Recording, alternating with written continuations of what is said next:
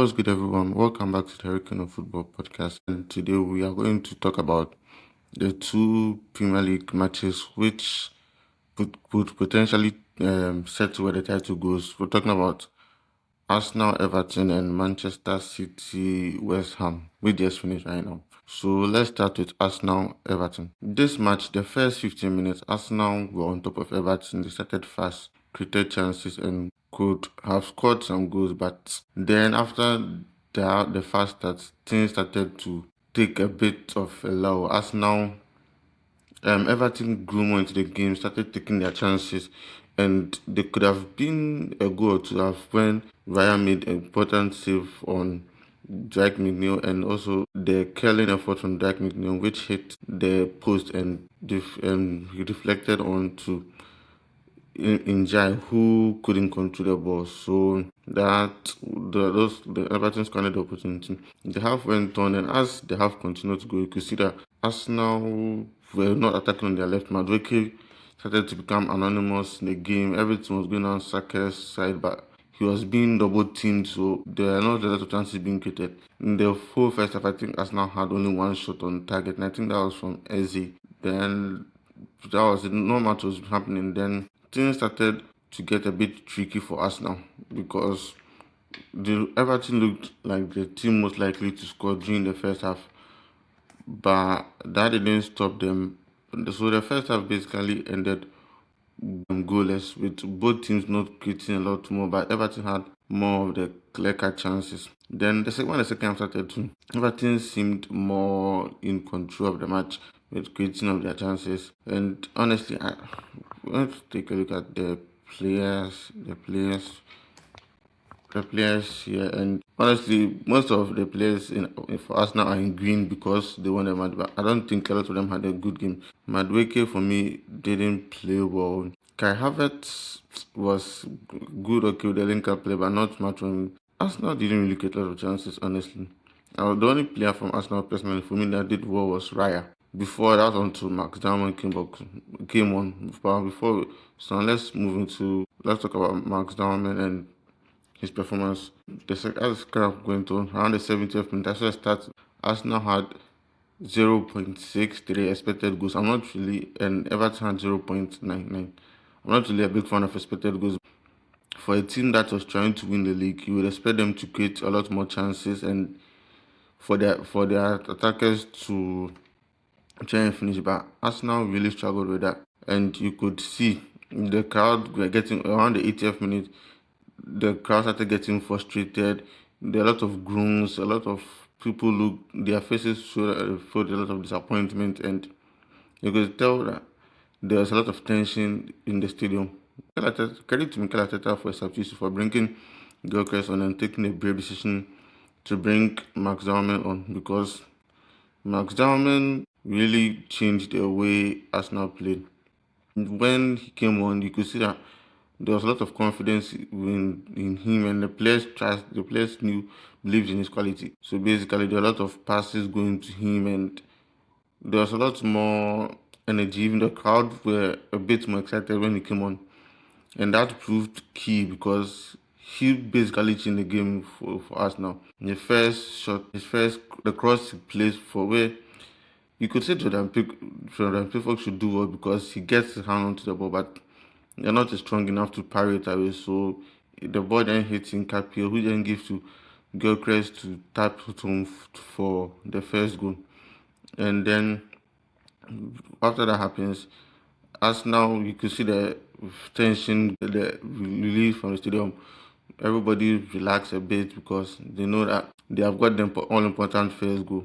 And in the last minutes of the game, when Everton had a corner, Jordan Pickford ran out of his pool to try and get something on the corner, but the corner wasn't successful. The ball was headed to Max Dowman. Max Dowman then headed the ball ran from his own half of the box to or his own half of the pitch to the other end and scored into opening it. And you could see the joy of everyone happy for him scoring his first goal. Now he becomes the youngest Premier League top, youngest Premier, becomes the youngest player to score in the Premier League of 16 years and 73 days.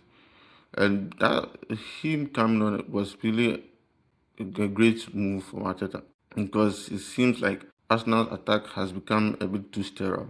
And it looks like Arsenal to win this league, but for next season they have to do a lot about the attack. The attack doesn't seem to really create a lot of chances. The team basically the attack for Arsenal struggles a lot, and going I don't I think it will be enough for them to win this league this season because Man City can't defend, and even Man City are not being that clinical themselves. Haaland, sorry, I'm jumping a bit ahead to the Man City match, but with the way other teams are playing, I feel like the league titles over and everything seems good for us now. So let's touch a bit on player performances before we talk about City versus West Ham, which just finished. So I don't know, Madueke for me 7.6 is being generous. I would have given a 5. Declan Rice maybe a 6. I don't think none of the Arsenal players here really did well. I just think because of the winners, how come their ratings are high? Because most of them, their ratings should be orange. Most of them were terrible throughout the game. Eze did try some things, but he didn't really get a lot. He had some few shots from outside the box, which were decent, but most of the saves um, Jordan Pickford made one of them where academic save you expect a good goalkeeper to make.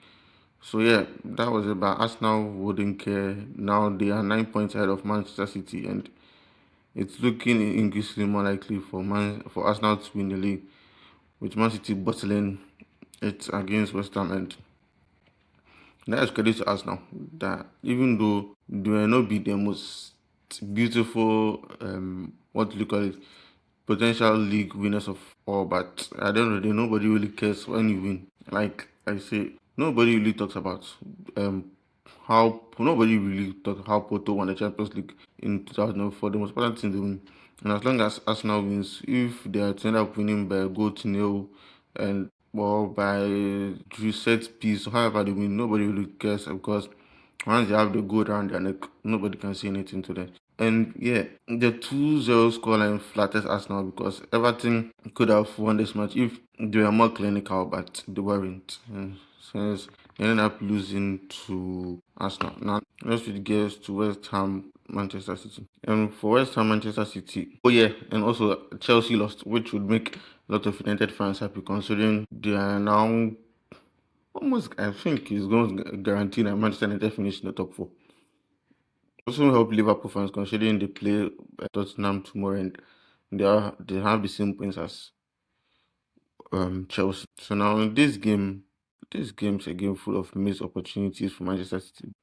I feel like Manchester City, that's how they have been most of the time this season. They had their chances, didn't really take it, and also West Ham defended resolutely. West Ham really defended well. They stuck to their guns, did what was needed for them to do. What worked in West Ham favor was when they went down a goal within 4 minutes, their back level. So basically, that took off the pressure and not say took off the pressure per se, but them getting back level on terms with Manchester City helped settle the nerves for the fans because now Man City's league didn't last long and Man City really struggled to carve a lot of chances until the last 10 minutes where they turned up the intensity, a lot of chances, and yeah, there are a lot of chances of being created now because they're desperate and you have to give credit to Hermansen because he really he had a good game, saved a lot of the balls from which Man City created. And honestly, I think Man City have not had a good week considering lost 3-0 to Madrid and they might have potentially blown the title race and handed it over to Arsenal, even though we know they have a game in hand. But honestly, even they would win that game in hand, the point is 6, and Arsenal are not a pretty much, and Arsenal may not. But one thing is, Arsenal are more likely to draw a match than to lose. But with Man City, they don't have that ruthlessness of their previous teams where you could count on them to score a lot of goals and finish teams. There's no fear in playing Man City, and I think it shows. Haaland you can see he's struggling to score goals. I don't know if there's in the new system Pep Guardiola is playing is also has a factor in it where he's now has to play two checkers where he used to playing alone at the top and it's all affecting the way Manchester City play. For Manchester City, they are not having a good time and honestly they are likely to lose the league. And this sets up nicely for the League Cup final, which will be played this Sunday. And yeah, if Arsenal, and honestly, personally, I believe Arsenal will win the league. But if Arsenal somehow beat Man City in that match, I think that confirms that Arsenal won the league because they would have the psychological edge of beating Man City and know that even when they go to the Etihad later in April, they don't have to win them. All they have to do is avoid losing. And Man City know that they are even if they were to win all their matches, I don't think that if they were to win their matches, I don't think that would give them the league. Yeah, Arsenal and these moments are in the driving seat, and yeah, a lot of players, a lot of but some of the decisions from Pep Guardiola was also strange. I don't know why he didn't start Ryan Cherky and took because in the first half there was a lot of lack of creativity in it, and yeah, it shows that this is not the Man City of old where teams would fear them and things are not looking good for them. Things are not looking for them. So yeah, that was the quick review for this match. And before we go, I would like to know your thoughts. Do you think Mikel Arteta should play Max Dowman more, considering his impact coming off the bench, or he should use him the way he has used him, considering he's young, and rather than just throw him to the deep end and from putting a lot of pressure on him? Don't forget to like the video, subscribe to the channel, let us know, and comment your own thoughts.